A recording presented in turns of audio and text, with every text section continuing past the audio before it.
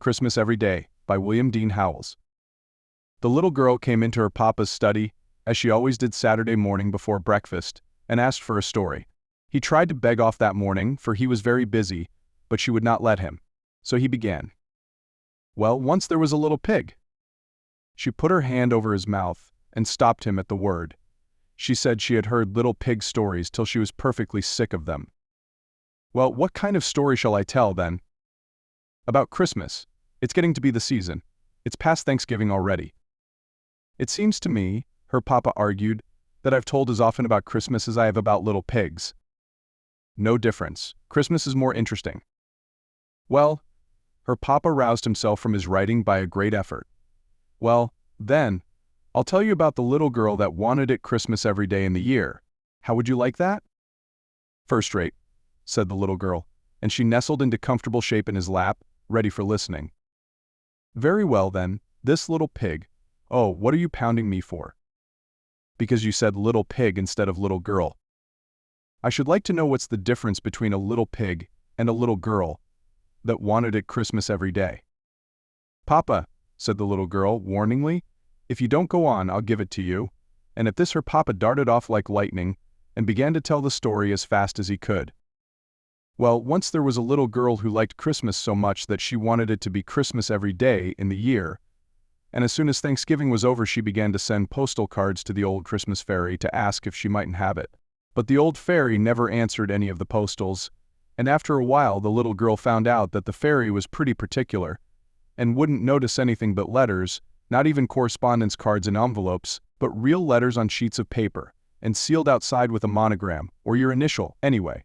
So, then, she began to send her letters, and in about 3 weeks, or just the day before Christmas, she got a letter from the fairy, saying she might have it Christmas every day for a year, and then they would see about having it longer. The little girl was a good deal excited already, preparing for the old-fashioned, once-a-year Christmas that was coming the next day, and perhaps the fairy's promise didn't make such an impression on her as it would have made at some other time. She just resolved to keep it to herself and surprise everybody with it as it kept coming true, and then it slipped out of her mind altogether. She had a splendid Christmas. She went to bed early, so as to let Santa Claus have a chance at the stockings, and in the morning she was up the first of anybody, and went and felt them, and found hers all lumpy with packages of candy, and oranges and grapes, and pocket-books and rubber balls, and all kinds of small presents, and her big brothers with nothing but the tongs in them, and her young lady sisters with a new silk umbrella, and her papas and mamas with potatoes and pieces of coal wrapped up in tissue paper, just as they always had every Christmas. Then she waited around till the rest of the family were up, and she was the first to burst into the library when the doors were opened, and look at the large presents laid out on the library table, books and portfolios, and boxes of stationery, and breastpins, and dolls, and little stoves, and dozens of handkerchiefs, and inkstands, and skates, and snow shovels, and photograph frames, and little easels, and boxes of watercolors, and Turkish paste, and nougat, and candied cherries, and dolls' houses, and waterproofs, and the big Christmas tree, lighted and standing in a wastebasket in the middle. She had a splendid Christmas all day. She ate so much candy that she did not want any breakfast, and the whole forenoon the presents kept pouring in that the expressman had not had time to deliver the night before, and she went round giving the presents she had got for other people, and came home and ate turkey and cranberry for dinner, and plum pudding and nuts and raisins and oranges and more candy, and then went out and coasted, and came in with a stomach ache, crying, and her papa said he would see if his house was turned into that sort of fool's paradise another year. And they had a light supper, and pretty early everybody went to bed cross. Here the little girl pounded her papa in the back, again. Well, what now? Did I say pigs? You made them act like pigs. Well, didn't they? No matter, you oughtn't to put it into a story. Very well, then I'll take it all out. Her father went on. The little girl slept very heavily, and she slept very late, but she was wakened at last by the other children dancing round her bed with their stockings full of presents in their hands. What is it? Said the little girl, and she rubbed her eyes and tried to rise up in bed. Christmas, Christmas, Christmas, they all shouted and waved their stockings. Nonsense. It was Christmas yesterday. Her brothers and sisters just laughed. "We don't know about that. It's Christmas today anyway. You come into the library and see." Then all at once it flashed on the little girl that the fairy was keeping her promise, and her year of Christmases was beginning. She was dreadfully sleepy, but she sprang up like a lark that had overeaten itself and gone to bed cross, and darted into the library. There it was again. Books and portfolios and boxes of stationery and breastpins. "You needn't go over it all, Papa. I guess I can remember just what was there," said the little girl.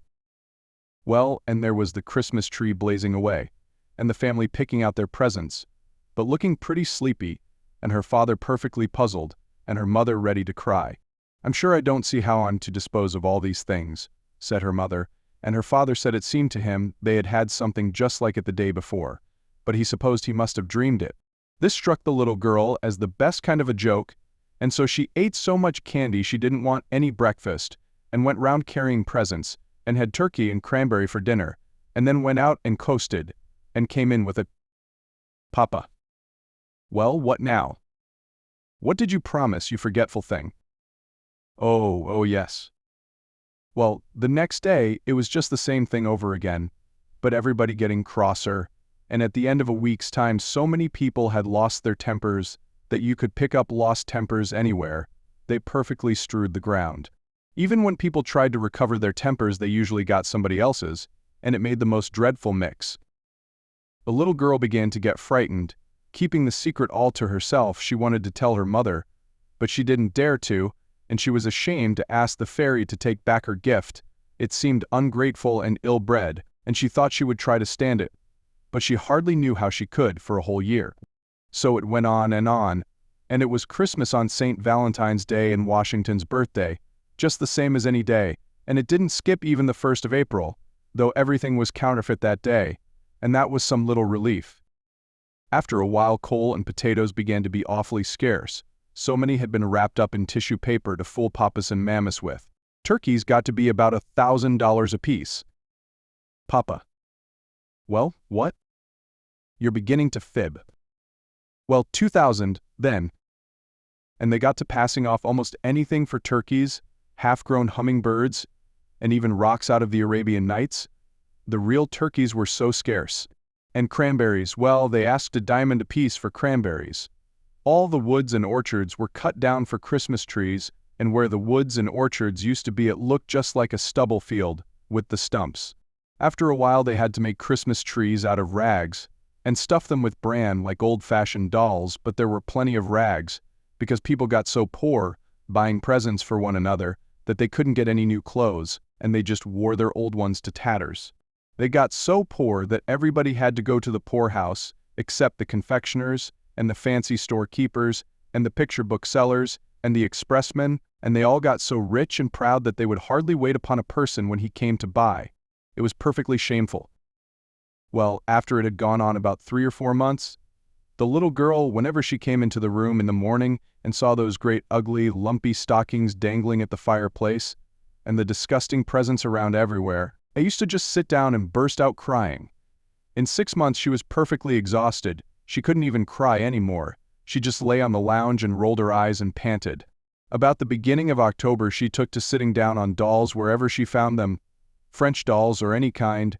She hated the sight of them so, and by Thanksgiving she was crazy, and just slammed her presents across the room. By that time people didn't carry presents around nicely anymore. They flung them over the fence, or through the window, or anything, and instead of running their tongues out and taking great pains to write for dear Papa, or Mama, or brother, or sister, or Susie, or Sammy, or Billy, or Jimmy, or Jenny, or whoever it was, and troubling to get the spelling right, and then signing their names, and Zexmaz, 18, they used to write in the gift books, "Take it, you horrid old thing," and then go and bang it against the front door. Nearly everybody had built barns to hold their presents, but pretty soon the barns overflowed, and then they used to let them lie out in the rain, or anywhere.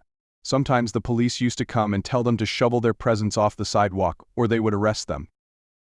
"I thought you said everybody had gone to the poorhouse," interrupted the little girl. "They did go at first," said her papa, "but after a while the poor houses got so full that they had to send the people back to their own houses. They tried to cry when they got back, but they couldn't make the least sound. Why couldn't they? Because they had lost their voices, saying Merry Christmas so much. Did I tell you how it was on the 4th of July? No, how was it? And the little girl nestled closer, in expectation of something uncommon. Well, the night before, the boys stayed up to celebrate, as they always do, and fell asleep before 12 o'clock, as usual, expecting to be wakened by the bells and cannon. But it was nearly 8 o'clock before the first boy in the United States woke up, and then he found out what the trouble was. As soon as he could get his clothes on, he ran out of the house and smashed a big cannon torpedo down on the pavement. But it didn't make any more noise than a damp wad of paper, and after he tried about 20 or 30 more, he began to pick them up and look at them. Every single torpedo was a big raisin. Then he just streaked it upstairs and examined his firecrackers and toy pistol and $2 collection of fireworks, and found that they were nothing but sugar and candy painted up to look like fireworks. Before 10 o'clock, every boy in the United States found out that his 4th of July things had turned into Christmas things. And then they just sat down and cried. They were so mad. There are about 20 million boys in the United States, and so you can imagine what a noise they made. Some men got together before night with a little powder that hadn't turned into purple sugar yet, and they said they would fire off one cannon anyway. But the cannon burst into 1,000 pieces, for it was nothing but rock candy, and some of the men nearly got killed. The 4th of July orations all turned into Christmas carols, and when anybody tried to read the Declaration, instead of saying, "When in the course of human events it becomes necessary," he was sure to sing, "God rest you merry gentlemen." It was perfectly awful. The little girl drew a deep sigh of satisfaction. And how was it at Thanksgiving? Her papa hesitated. "Well, I'm almost afraid to tell you. I'm afraid you'll think it's wicked." "Well, tell, anyway," said the little girl. Well, before it came Thanksgiving, it had leaked out who had caused all these Christmases. The little girl had suffered so much that she had talked about it in her sleep, and after that hardly anybody would play with her. People just perfectly despised her, because if it had not been for her greediness it wouldn't have happened. And now, when it came Thanksgiving, and she wanted them to go to church, and have squash pie and turkey, and show their gratitude, they said that all the turkeys had been eaten up for her old Christmas dinners, and if she would stop the Christmases, they would see about the gratitude. Wasn't it dreadful? And the very next day the little girl began to send letters to the Christmas fairy, and then telegrams, to stop it. But it didn't do any good, and then she got to calling at the fairy's house. But the girl that came to the door always said, "Not at home," or "engaged," or "at dinner," or something like that, and so it went on till it came to the old once-a-year Christmas Eve. The little girl fell asleep, and when she woke up in the morning, she found it was all nothing but a dream, suggested the little girl. "No, indeed," said her papa. "It was all every bit true." Well, what did she find out, then? Why, that it wasn't Christmas at last, and wasn't ever going to be any more. Now it's time for breakfast. The little girl held her papa fast around the neck. "You shall know if you're going to leave it so." "How do you want it left?" "Christmas once a year." "All right," said her papa, and he went on again. Well, there was the greatest rejoicing all over the country, and it extended clear up into Canada. The people met together everywhere, and kissed and cried for joy. The city carts went around and gathered up all the candy and raisins and nuts, and dumped them into the river, and it made the fish perfectly sick, and the whole United States, as far out as Alaska, was one blaze of bonfires, where the children were burning up their gift books and presents of all kinds.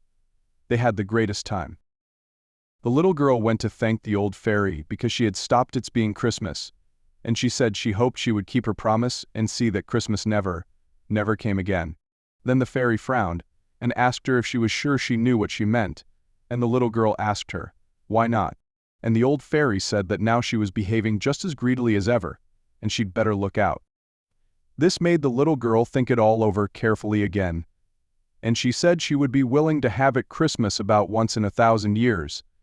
And then she said 100, and then she said 10, and at last she got down to 1. Then the fairy said that was the good old way that had pleased people ever since Christmas began, and she was agreed. Then the little girl said, "What are your shoes made of?" And the fairy said, "Leather."